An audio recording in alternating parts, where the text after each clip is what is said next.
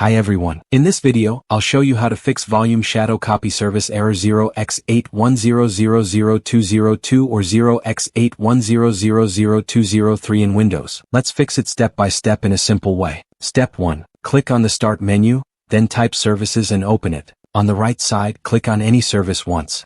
Now press the V key on your keyboard, find volume shadow copy, then double-click on it. In the startup type, select Manual. Then click on the Start button. Wait a few seconds and then click on the Recovery tab.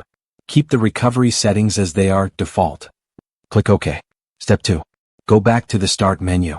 Type CMD, then right-click on Command Prompt and select Run as Administrator. In the black window, type the SFC/scan now and press Enter. Wait until the scan is complete.